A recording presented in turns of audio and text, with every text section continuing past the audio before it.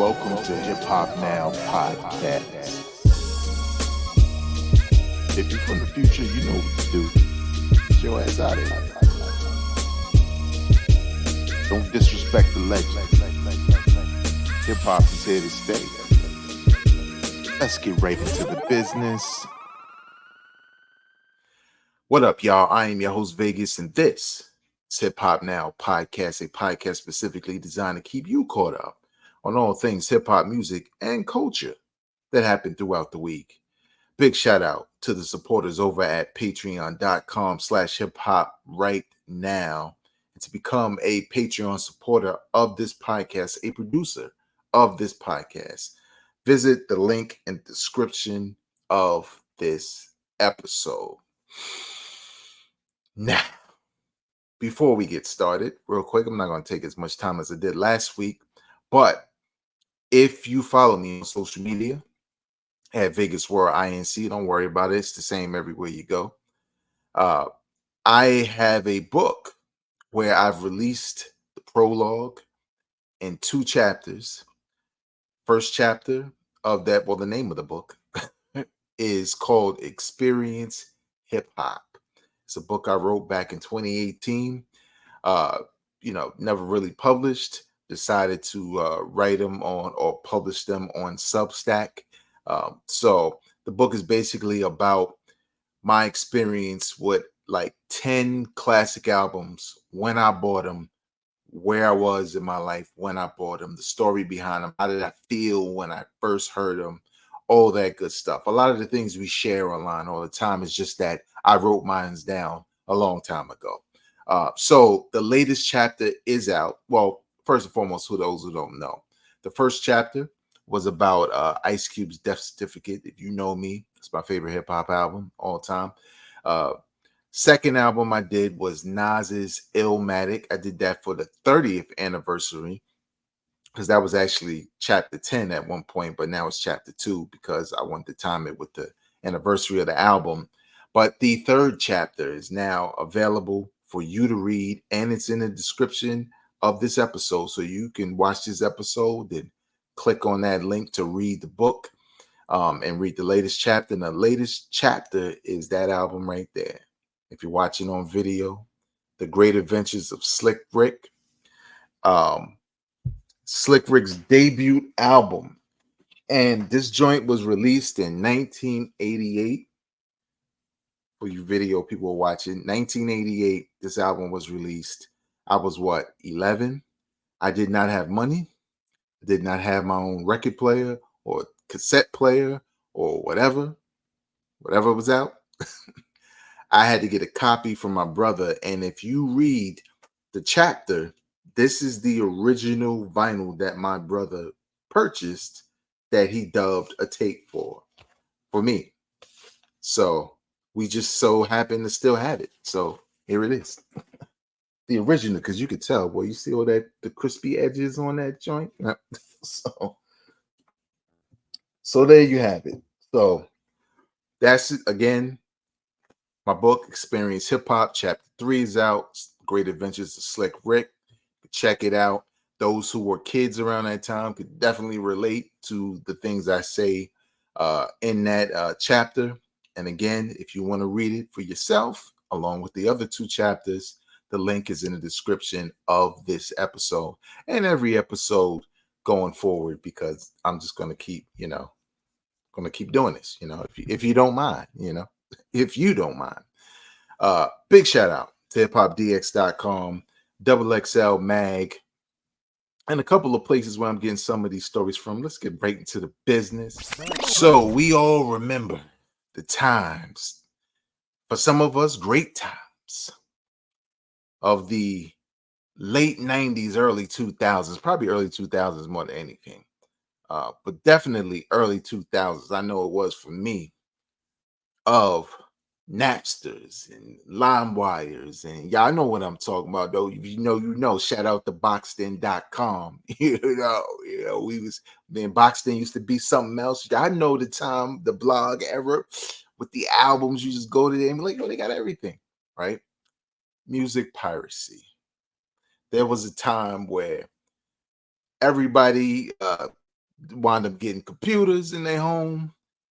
For some like myself, for the very first time ever, you had dial up, you had AOL. Maybe you get the free joints if you go to like one of the electronic stores to get the free joints. Like, hey, you get, what is it, like 5 hours of free AOL time. And you're like, that's all I need to download this one album.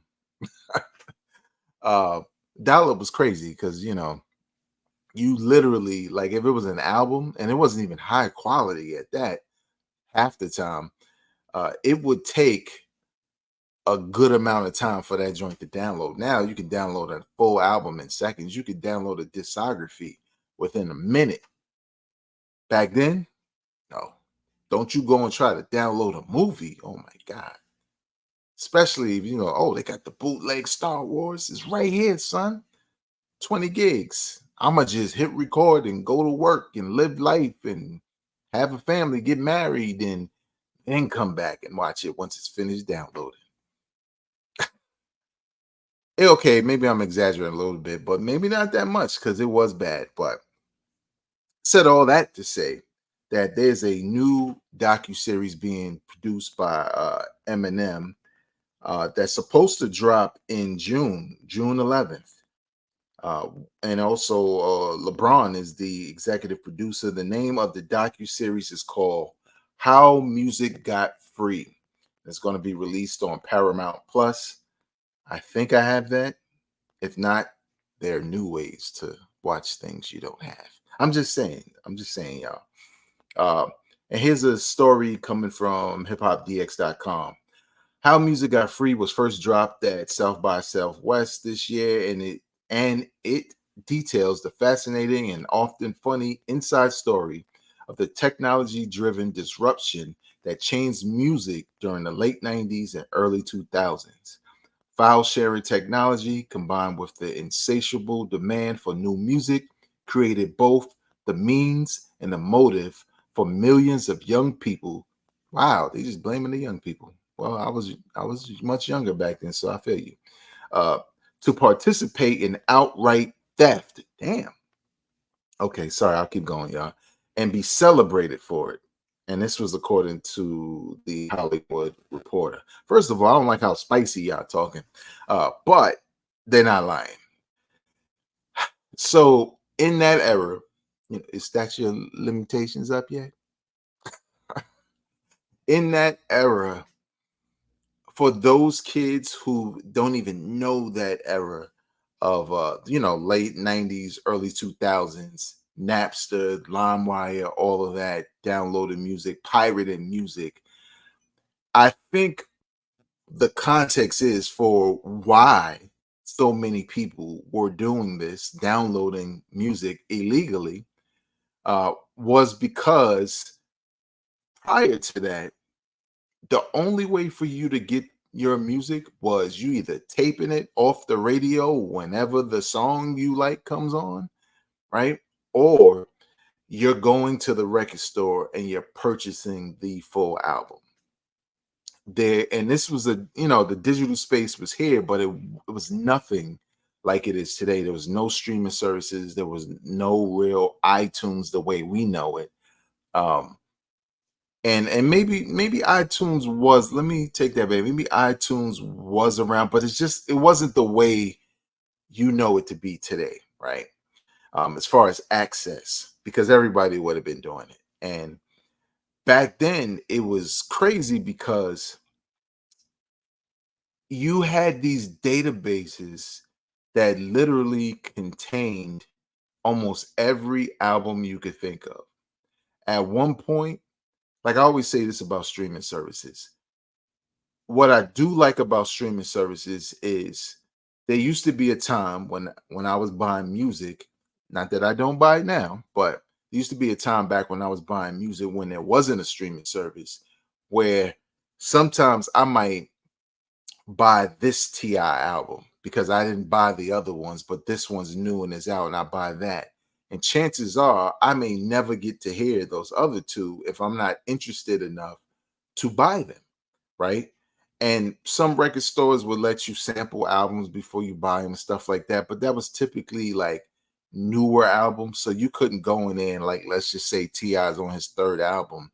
You couldn't necessarily, depending on where you were going, go in there and just sample his whole, catalog and then decide to buy all of them.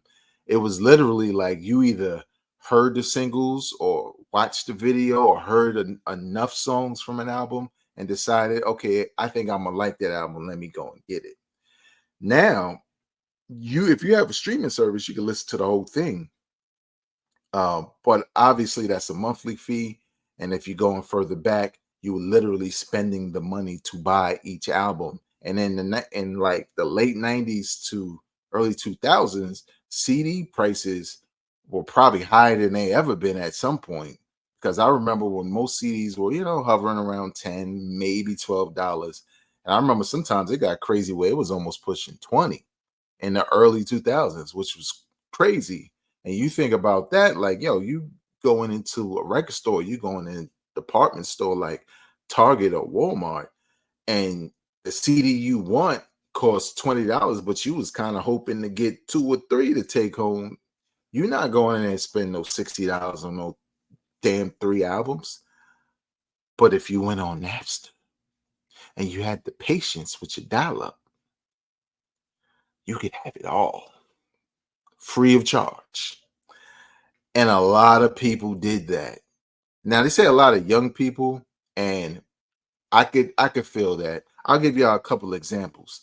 What was crazy for me at that time and what we did with that music, and I'm not incriminating nobody else, but I was hosting a hip hop radio show in Baltimore called Strictly Hip Hop, right?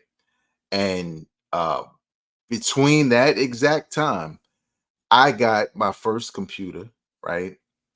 I think it was like, what's the compact? Something like that. I don't know if they even make them anymore, but it was like a compact joint, right?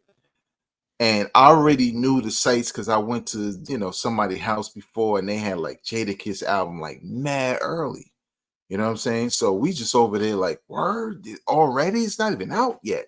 That was the other thing. It was a lot of music that wasn't even out yet that was being leaked onto Napster, which was also made it crazy. It wasn't just stuff that was out that you could just download, get for free. It was the fact that there was leaked albums that like were coming out a month or so later. And then there was also like unreleased albums that now you can get your hands on. Right. So, for somebody who's a music head, it's like crazy. But when I got this computer, I'm going to the sites, and my first thought was, well, now we can have exclusive music before anybody in the Baltimore area as far as the hip hop shows, right? Because not that the other shows didn't have access to this music. It's just in some ways they couldn't even play it like on commercial radio. But because we were public radio and, it was late at night and, obviously we would clean the records so they could be radio edited. That was our draw. Like, yo, you got to tune in at the top of the show because we're going to be hitting some crazy exclusives. And we would do promos. And I remember when we first started, I'm not even gonna lie to y'all. Sometimes we was popping up like, yo, we got 10 exclusives tonight.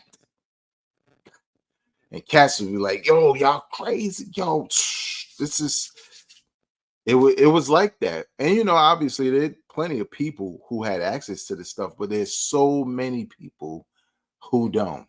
So I'm definitely gonna watch this documentary or docu-series. Docu-series meaning there'll be a few episodes, mainly for nostalgia, but also like perspective. And what I'll try to do is when it drops, I'll probably do a review of it, just see how good it was. And the impact of it was kind of crazy. So don't get it twisted. There was a lot of people who was like getting fined and probably getting arrested, all kinds of stuff based off of this. And there was a whole scare with that. And I think iTunes and music being available online in high quality directly from record labels killed that. Now you can still find places across the internet where you can get what you want, But it's nothing like what it was. It was like all you can eat, inclusive, all inclusive music. And I don't even think I have, like, I might have mainly the unreleased that I got from there. I probably have like the unreleased music still in my like digital library, but even I couldn't even point out to you what came from like back then. Most of the stuff I have is just, legit because you want the high quality joint, and that's just where we are today. So there you have it. Ghostface said recently that storytelling is lacking in hip hop today. Let's see if we can get the quote. This was he sat down with Rolling Stone, and he said, I don't hear N words doing storytelling no more, man. There might be Nas, you might still got Slick Rick out there doing it, Raekwon, Jizza. A lot of stuff be regular darts, regular raps. Everything with this new generation is about clubs. Let's see. Now this is kind of crazy. I ain't even gonna. I'm not even gonna read this other part, but I guess since I teased it, he continued. A lot of p word. It's a family podcast, y'all. I'm saying, getting thrown around and ish. It ain't like with MC Light. Even when Lil Kim did it, she was gangster with it. She was a rapper's rapper. But the Lauren Hills of this ish are gone. Even the Foxies and the ish like that, like a lag came over it, but all of this other lick my and my booty hole brown ish, it's like it's too much. Well, I agree with Ghost uh, to a certain extent. First, let's start with the storytelling. Yeah, there definitely is a lack of storytelling in the traditional sense, uh, but I think there is a lot of storytelling that's still around. What he may mean is there was a point in time where the artists who were at the forefront of hip hop, there was more variety, and a lot of them told stories. Like they had some kind of storytelling, something on their albums, whereas now it's really singles and party records for the clubs. Is you're not really saying anything beyond what everybody else is saying. The same routines is your jewelry, what you're going to do to the ops, the ladies, diamonds, money, rinse and repeat, and cars. That's it, rinse and repeat. And some people who don't really know hip hop would say, well, that's not what it was always about. No. I mean, did you hear that in any of Public Enemy's music? I don't think you have, right? So I get what he's saying when it comes to the new generation. But there are a number of people who done like storytelling recently. Like I don't really think he's thinking about everybody. I think he's looking at a certain type of newer generation rappers and saying all of them don't do that. But then I think he's not looking at those who carried on tradition. Like for example, like Kendrick with Duckworth. Like that's a story. Like, you know what I'm saying? Does it happen a lot with everybody? No. But there are a number of artists, whether they be mainstream or underground or whatever, who do storytelling. I think Ghost is just looking at when I turn on the TV, when I turn on the radio, what do I hear? And if that's all you're doing, yeah, you're not gonna hear no stories. But I think that ended a while ago. I don't think that started with this generation. But sometimes when the elders say stuff like this, some younger artists get inspired, and maybe it sets off a trend because that's kind of what they do. They do some trending stuff, and then maybe you get more stories. So who knows? And like he said with the ladies, um, I I agree, but I disagree because he's referring to what Jermaine Dupri said, which is strip hop, right? Where it's the same thing for the ladies. Like the guys was doing all the things I mentioned for the club. whereas the ladies are doing like they're just really only talking about sex and not in any kind of creative way for the most part, right? But that's not all the ladies that are out rapping, right? I get what he's saying. What you're presented with when you watch videos, when you turn on the radio, is that. But let's not pretend as if Rhapsody didn't just drop a very good album that has a ton of storytelling in it. So I think when Ghost said this, I think Ghost just was kind of shooting off the hip. And of course, he named it Slick Rick, but I don't know what Slick Rick got that's new that he would be referring to, even Jizza. But I think he was probably reaching for names. But he probably would, if you said like, "Oh, well, Kendrick got this," and well, Rhapsody is this, he probably would agree. But again, I think he's more so talking about if he's just decides, yo, I want to hear some hip. Let me turn a Hot 97, and everything is for the club, and everything is all these surface and filler type lyrics, then yeah, that's how he's gonna feel. And I think what people would need to understand before you say he's hating on the younger generation, what you got to understand is when it comes to artists, hip hop artists, pop, whatever it may be, everyone needs to be inspired by something at some point. You can go a long time just off your own adrenaline creating dope music. But at some point, when you want to continue on, you start to look for inspiration. Doesn't matter if it's for your second album or your 10th album. At some point, you're looking for inspiration. And what a lot of artists do sometimes is, sometimes they'll go out in the world and live and all of that stuff. But then some people just see what's hot, what's the vibe right now. And sometimes, you'll hear something that you really digging, and that'll spark an idea in you to approach your next project. And when you're hearing a million rappers sound exactly the same and talk about the same things, and the only difference is if you get to see them, you're like, oh, she's light skinned and she's dark skinned. So I get it, but I don't know. You tell me, is storytelling like really lacking like that in hip hop? I mean, he kind of has a point, even when I think about some underground rappers who also recycle the same themes over and over and over and over and really have nothing else to say about life, their lives, things like that. So, and lastly, so man, look, I'm not even gonna hold y'all. These lists, these music lists, dominate online all the time. If it's not a pick the best one, or if you die, which album you're gonna listen to, dying, whatever the dumb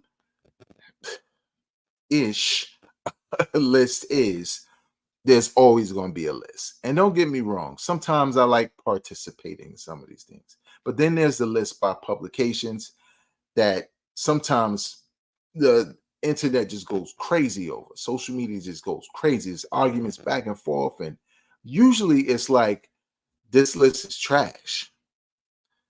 Like the Rolling Stones list, I did a whole episode on because I could not believe it. Well, now there's a new list. And this one is from Apple Music. It is the 100 best albums of all time. And I'm not going to hold you. The Miseducation of Lauryn Hill by Lauryn Hill is number one. Now, this isn't just a hip hop list. This is everything: rock, pop, jazz, hip hop, just all one. Like, yo, this is the definitive 100 best albums list. And Lauryn Hill's Miseducation of Lauryn Hill is number one. Now we're gonna get into the criteria, and then I think I'm gonna try and find real quick at least the top 20. But let me say this, and this isn't a hip hop thing, But when I saw that Thriller, Michael Jackson's Thriller was number two, I was racking my brain like, well, if that's number two, there's only a couple of albums that I think you could say are number one, and most people wouldn't blink or think twice, or at least it's debatable. Miseducation of Lauryn Hill is not that, and I'm gonna tell you why. And then we're gonna talk a little bit, because this is gonna be brief about the hip hop. So here's the criteria for this list. This is from Old Man Ebro from Hot 97, who works with Apple or Apple Music. This is off his Twitter. Voters of the 100 best on Apple Music were challenged to not vote for our favorites, but albums that represented a cultural moment for the artist or genre, albums that were complete thoughts, not just collections of hit songs, albums that thoroughly represent culture in production and lyrics, albums that inspired a generation to want to create more music, albums that represent the best in storytelling, musicianship, recording, and production, albums that are timeless and reach far beyond the genre categorization. Now, there's a couple of things with that criteria that seems like you're treading the same ground, but I get it. And just to simplify it, why didn't you just say like impact albums? Because typically impact albums really check a lot of these boxes anyway. When you think about it, like the impact is great. Sometimes your impact could be so great with your album that you do influence others and you do influence the culture. And it is more than just a collection of songs, right? Typically. So impact just would have been enough, right? I still wouldn't pick Lauryn Hill number one, but this is their list. And from what I understand, it wasn't just like a bunch of people at Apple Music who voted, it was also people outside of that. But I think that plays into why this list feels like it's all over the place. Now, with that being said, let's find real quick uh the top 20. Now, I forgot to do this, but big shout out to Eddie from Freed Styles, who basically is co-producer of this segment, because I really wasn't going to do this. He did some of the work for me by getting this information. So here you have it. All right. Shout out to Eddie. At number 20, now remember, pay attention to the hip hop. At number 20, Pet Sounds, The Beach Boys. 19, The Chronic, Dr. Dre. 18, 1989, Taylor Swift. 17, What's Going On, Marvin Gaye. 16, Blue by Joni Mitchell. 15, 21 by Adele. 14, Highway 61 Revisited by Bob Dylan. 13, The Blueprint by Jay-Z. 12, OK Computer by Radiohead. 11, Rumors by Fleetwood Mac. 10, Lemonade by Beyonce. 9, Nevermind by Nirvana. 8, Back to Back by Amy Winehouse. 7, Good Kid, Mad City by Kendrick Lamar. 6, Songs in a Key of Life by Stevie Wonder. 5, Frank Ocean's Blonde. 4, Purple Rain by Prince and the Revolution. 3, Abbey Road by the Beatles. The Beatles in there once, yep. And number 2, Thriller by Michael Jackson. Number 1, The Miseducation of Lauryn Hill. Now, The Miseducation of Lauryn Hill to me in a hip hop album is way more singing on that album than rapping, so we're not going to include that. But number 19 was The Chronic. Let's see. Number 13 was Jay-Z's Blueprint. Number 7 was Good Kid, Mad City. And then that's hip hop. Now, just musically, the top 10 is pretty solid, except for I didn't know Frank Ocean's Blonde was that big. Like I like that album a lot. I didn't know it was that big for the culture. So that one is weird to me. But notably missing from the hip hop side is the one album that I swear on social media it is talked about every day. And we just did an episode. I just mentioned it. Nas's Illmatic.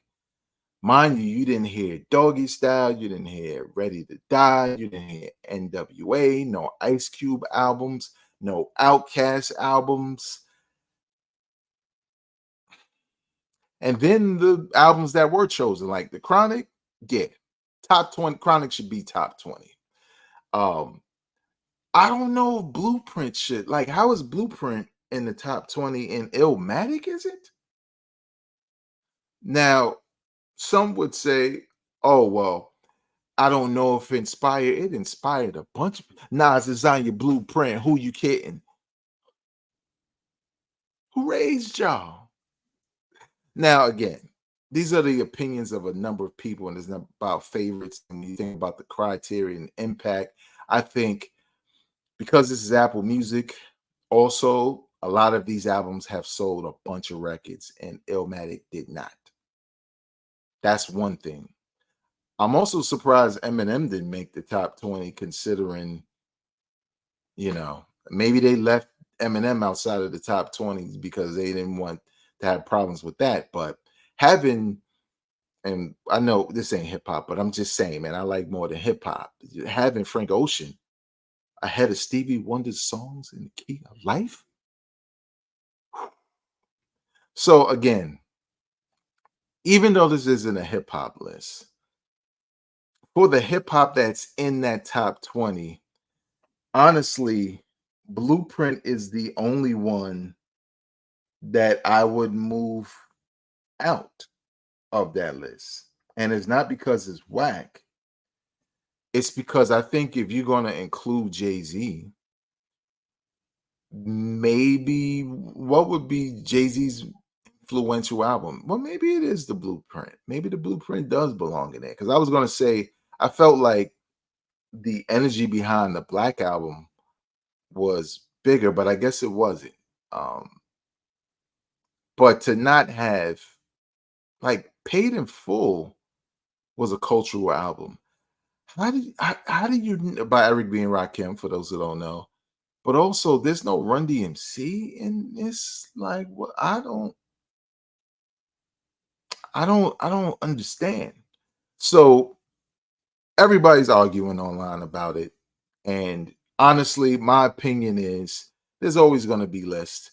These lists, if you don't understand, not only generate conversation around music and around the albums, and sometimes it probably drives up streaming numbers, right? Because a person who's interested in music may look at that top 10 and say, I never heard all those albums. And if Apple Music are saying those are top 10 best music albums of all time, I'm gonna go and listen to them.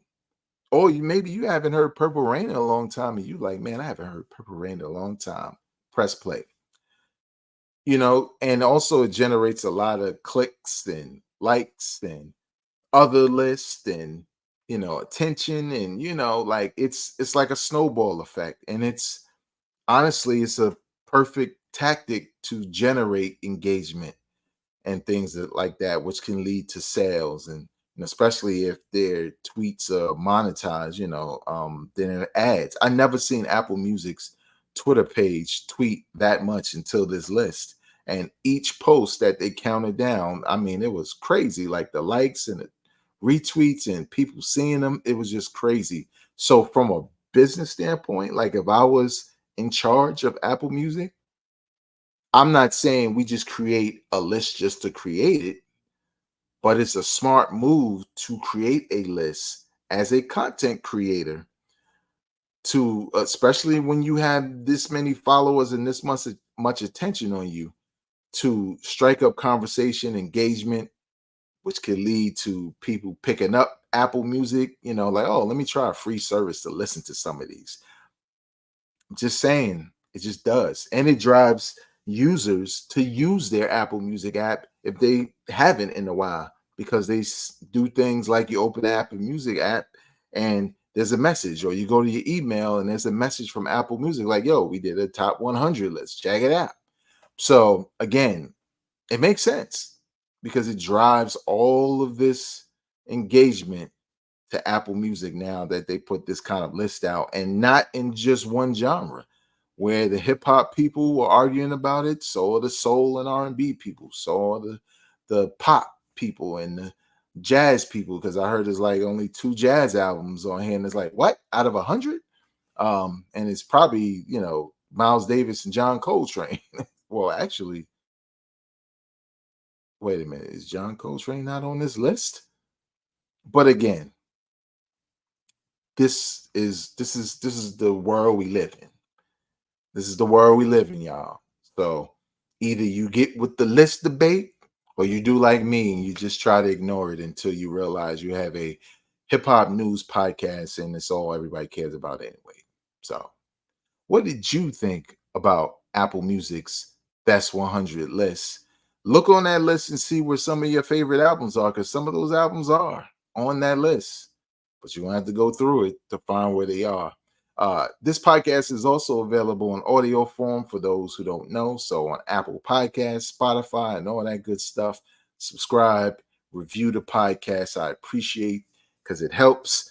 On the YouTube channel, we on the road to 500 subscribers. I believe right now we're at 436, which is good.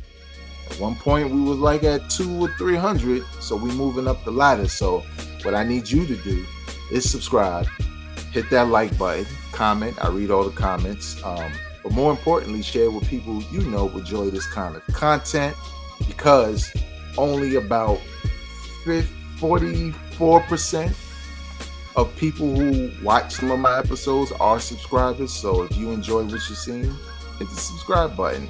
And if sometimes you miss things, just hit that bell icon, because then when you open up YouTube, it'll be like, yo, he just dropped a new one. Check it out. All right.